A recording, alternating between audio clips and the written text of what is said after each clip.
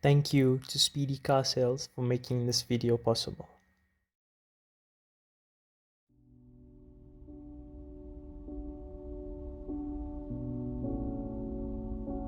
Daily life this year has been difficult for all of us. Majority of people live most of their lives unhappy, stuck in dead-end jobs with bills to pay and the bank over their heads.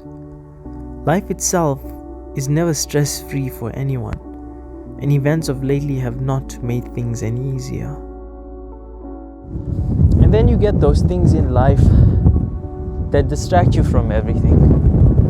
It could be a place that brings you peace. It could be a person that just makes you forget about your stress. Or it could be a car that just transports you to another dimension.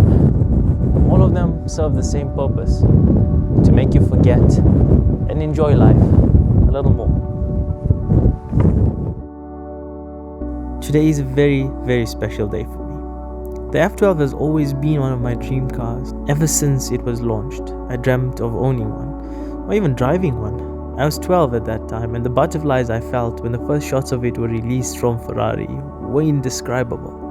This is one of my all-time favorite Ferraris, and I personally think it's one of the most beautiful modern Ferraris ever produced. I also personally think it's even better looking than the A12 Superfast, but of course, that's subjective, and if you disagree with me, you're wrong.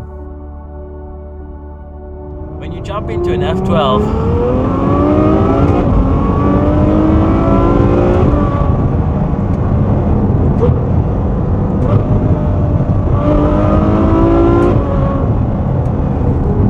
very easy to turn that frown upside down.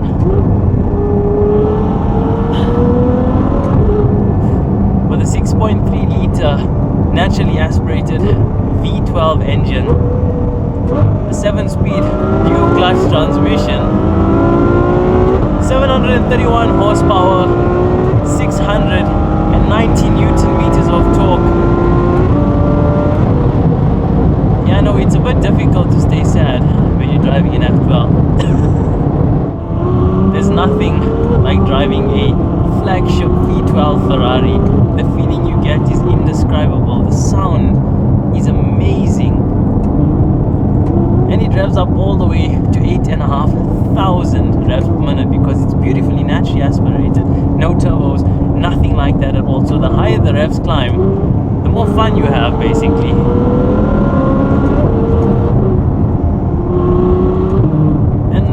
The most important thing about a big flagship Ferrari is it has to have that element of daily drivability. What I mean by that is it feels like a supercar, don't get me wrong, but the ride has that element of grand touriness, so it feels reasonably soft, to be honest, for a supercar as you feel over the bumps. And if you feel the road is too bumpy like a teenager's pimply face, there's actually a button you can press that puts it in bumpy road mode and it gets even softer.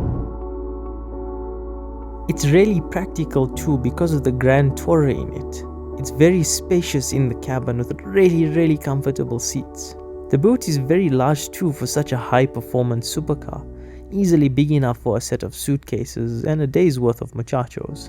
And you really can easily daily drive this car in my opinion. If you feel the boot is a little bit cramped, then you still have space for luggage behind your seats as well. Something very special about Ferraris when you jump in is the steering wheel is full of buttons. That reminds you a lot of F1 cars because that's what they're trying to do with that. So down here I've got my Manatino switch, they call it that. So the modes go from wet to sport to race to CT off to ESC off. So basically scary to very scary to terrifying to rest in peace to see you in Jannah. And when you decide you've had enough of everything, just plop it into auto mode, take it out of race mode, and you have a proper comfortable GT car that's got enough space on the inside, that has a very useful big boot and some space behind the seats also. No actual seats behind here, but a nice space for luggage, and it's just comfortable.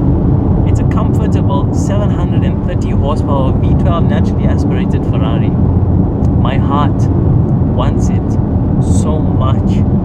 I love it as much as Krispy Kreme, let me be honest. The F12 is not just a car.